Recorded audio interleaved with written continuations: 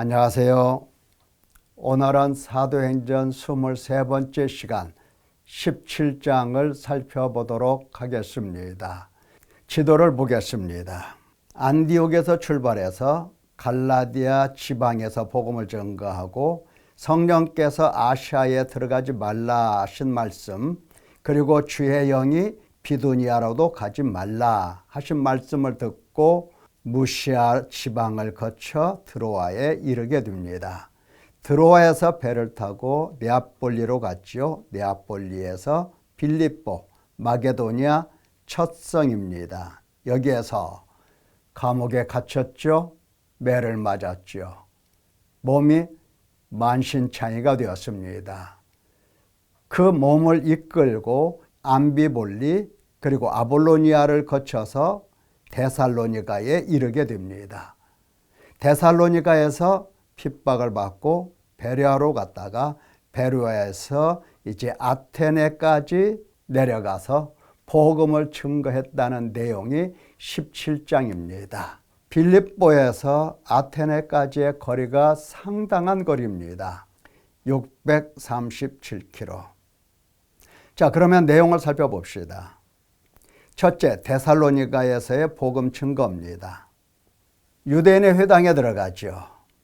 새 안식일 성경을 가지고 강론합니다. 구약 성경을 가지고 무엇을 증거하느냐? 그리스도께서 해를 받으시고 죽으시고 그 가운데서 다시 살아나야 할 것을 증언을 합니다. 성경을 가지고 풀어준 겁니다. 그리고 바로 그 그리스도가 예수시다. 예수께서 그리스도시다. 이것을 증거한 겁니다. 왜 이렇게 바울 사도가 증거를 했을까요? 지난번에 우리가 들었죠. 바울 사도는 구약 전공 신학자입니다. 신학뿐만 아니라 모든 철학, 학문을, 세상 학문을 다 섭렵한 사람이에요. 그런데 그것으로는 구약 성경을 다 알지 못했던 겁니다. 구약 성경은 예수 그리스도를 만나기 전에는 마치 수건을 얼굴에 가리고 눈을 가리고 보는 것과 같다. 그러니까 구약을 안다고 해서 올바르게 설교할 수 있는 것은 아닙니다. 바로 부활하신 예수 그리스도를 만나 체험한 사람이 예수 그리스도의 중심 설교를 할 수 있다라고 하는 말씀 들었습니다. 바로 이거예요. 구약 성경을 가지고 그리스도 이야기를 하는 겁니다. 구약 성경을 가지고 구약을 얘기하는 게 아니라 구약 성경을 가지고 예수 그리스도의 복음을 증거하는 겁니다. 그러니까 구약 성경을 설명하다가 신약 성경에 예수 그리스도의 어떤 구절을 끌어다 붙이는 그러한 설교가 예수 그리스도의 중심적 설교라 이렇게 생각하면 안 됩니다. 구약을 알고 있는 사람이, 구약을 충분히 공부한 사람이 누구를 체험하죠? 예수 그리스도의 죽으심과 예수 그리스도의 부활하심을 체험하는 겁니다. 그리고 십자가의 죽으심을 밝히보는 거예요. 뿐만 아니라 하나님 우편에 앉아 계신 대제사장이신 예수 그리스도를 밝히보는 거예요. 그 사람이 구약을 읽어서 증거하던 신약을 읽어서 증거하던 예수 그리스도의 중심 설교를 할 수 있는 겁니다. 성경을 가지고 바울 사도는 예수 그리스도 이야기를 쭉 하시면서 그리고 그 예수 그리스도가 그리스도라고 증거를 합니다. 이때 경건한 헬라인 그리고 귀부인 이런 사람들이 고난을 받고 바울과 실라를 따르더라 그랬습니다. 물론 좋은 일만 있는 것은 아니죠. 유대인들이 시기해서 핍박을 하게 됩니다. 불량한 사람들을 데리고 이제 바울을 잡아서 핍박하려고 합니다. 잡을 수가 없었죠. 그래서 대신 야손과 형제들을 끌고 읍장들 앞에 가서 천하를 어지럽게 하던 이 사람들이 들어오매 야손이 그들을 맞이하였다. 자, 그들은 바울 사도 그들은 가이사의 명을 거역하여 다른 임금 곧 예수라 하는 이가 있다 하더라. 깜짝 놀란 거죠. 가이사 말고 다른 임금이 있다 이렇게 증거를 했다는 겁니다. 모함을 하고 또 이들의 죄를 엮어가는 겁니다. 그래서 읍장은 보석금을 받고 야손과 그 형제들을 풀어줍니다. 밤에 형제들이 바울과 실라를 이제 베레아로 데려갑니다. 역시 베레아에서도 유대인의 회당에 들어가서 복음을 증거합니다.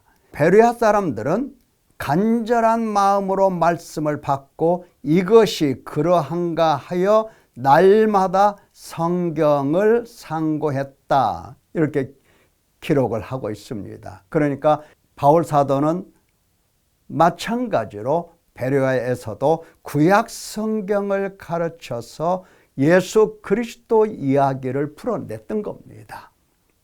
그래서 믿는 사람들이 많았고 헬라의 귀부인과 남자가 적지 아니하더라. 그때 데살로니가에 있는 유대인들이 베레아까지 와서 온 사람들을 선동해서 핍박하게 됩니다. 그래서 바울은 형제들의 이끌림 받아서 이제 아데네까지 내려가게 되는 겁니다. 자, 아데네 갔죠. 아데네 갔더니 아테네죠. 아데네 갔더니 이런 모습이 보이는 겁니다. 파르테논 신전이라고 하는 어마어마한 신전이 있는 겁니다. 어마어마하죠. 대법원이 있는 아레오바고라고 하는 곳인데 여기에서 토론을 했던 것입니다. 여기 아레오바고 요 새카만 동판인데요. 이 동판에는 사도행전 17장 22절 내용이 쭉 기록이 되어 있습니다. 여기에서 바울 사도가 설교했거든요. 자, 아덴, 그 성에 우상이 가득한 것을 보았다. 어마어마한 신전을 봤죠. 그래서 회당에서는 유대인들과 변론하고 장터에서는 에피쿠로스 그리고 스토아 이 철학자들과 변론을 합니다. 여기 에피쿠로스라고 하는 철학자들은 쾌락주의자들입니다. 그러니까 이 필요가 충족이 되면 평온함을 얻게 되는데 그것을 추구하는 사람들이에요. 그리고 이 스토아 철학자들은 범신론 사상을 가지고 있고 유물론주의자들이면서 그러니까 범신론이라고 하는 것은 모든 이 만물에 신의 정신이 들어있고 신의 기운이 들어있다고 믿는 사람들입니다. 그러니까 무엇을 보든지 거기에 신이 있는 겁니다. 그렇게 생각을 했던 거예요. 그래서 금욕을 주장했던 사람들입니다. 자, 이런 사람들을 보면서 복음을 증거한다. 숨이 턱 막히고 정말 복음을 어떻게 증거해야 할 것인가 정신이 하얘질 수도 있는 상황입니다. 그런데 바울 사도는 아레오바고에서 아덴 사람들아 하면서 그 사람들을 향하여 외치기 시작을 합니다. 어떻게 이렇게 강한 정신력이 나왔을까요? 담대한 마음이 나왔을까요? 그것은 예수 그리스도를 보고 있기 때문에 그런 겁니다. 범사에 종교심이 많도다. 자, 그러나 천지를 지으신 하나님께서는 만물을 지으신 하나님께서는 천지의 주제이시다. 그래서 그분이 만민에게 생명과 호흡과 만물을 친히 주시는 이시다. 그 하나님께서 온 땅의 모든 사람들에게 살게 하시면서 그들의 연대를 정하시면서 거주의 경계를 한정하셨다. 그러니까 우리 모든 인간이 여기 살고 혹은 저기 살고 혹은 70을 살든 80을 살든 이런 모든 것들을 다 하나님께서 지금 주관하시고 다스리고 계시는 거다. 왜 이렇게 하나님께서 다 다스리고 계시느냐? 그것은 사람으로 혹 하나님을 더듬어 찾아 발견하게 하려는 것이다. 하나님 찾아보라는 얘기다. 너희처럼 온갖 신상을 만들고 또 신전을 꾸미고 제단을 만들어서 그 신들을 섬기라는 뜻이 아니고 살아계신 하나님을 찾으라는 뜻이다. 그 하나님은 각 사람에게서 멀리 계시지 아니한다. 그러니까 더듬어 찾으면 찾을 수 있다라고 하는 이야기입니다. 그래서 하나님을 금이나 은이나 돌에다가 사람의 기술과 고안으로 생길 것 같이 여길 것이 아니다. 아니다. 이제는 어디든지 사람에게 다 명하사 회개하라 하셨다. 하나님을 더듬어 찾는, 그래서 발견하는 유일한 길은 뭐다? 그렇죠. 회개하라, 회개하는 것이다. 이렇게 증거를 합니다. 여러분, 온갖 우상으로 마음이 가득 찬 사람들, 그리고 실제 정신을 지배하는 온갖 철학 사상으로 가득 찬 사람들, 또 유대인들 같으면 율법으로 가득 차서 지금 눈이 가리워져서 그리스도를 바라볼 수 없는 사람들, 또 시장에서는, 장터에서는 오직 물질 만능주의, 황금 만능주의 사상으로 살아가는 이 사람들에게 이 복음을 증거하고 회개하라 한다 하여 그 명령을 따를 사람들이 얼마나 많겠습니까? 쉽지 않은 얘기죠. 그래서 아덴에는 그렇게 큰 복음의 역사가 나타났다 하는 설명은 기록이 없습니다. 다만 몇 사람이 바울을 가까이하여 믿으니 그 중에는 아레오보하고 관리, 디오누시오, 또 다마리, 이런 사람들이 있었다. 다른 사람들도 있었겠죠. 자, 이렇게 해서 아덴의 복음 증거가 끝납니다. 사도행전 17장에 있어서 주목하고 바라봐야 될 내용이 바로 이것입니다. 하나님의 말씀을 증거할 때 간절한 마음으로 말씀을 받고 이것이 그러한가 하여 날마다 성경을 상고했다라고 하는 내용입니다. 여러분은 어떻습니까?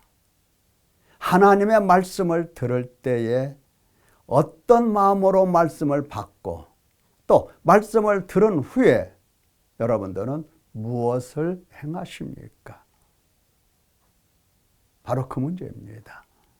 우리가 하나님의 말씀을 들었다고 해서 그냥 듣는 그 자리에서 깨닫고 듣는 그 자리에서 뭔가 일어나고 그럴 수는 없지요. 하나님의 말씀을 마음에 품고 마치 어미닭이 달걀을 품어서 새끼를 부화하듯이 하나님의 말씀을 마음에 담아두고 깊이 날마다 상고하는, 날마다 깊이 상고하는 이러한 일들이 있어야 되는 것입니다. 그것이 바로 필요한 겁니다. 감사합니다.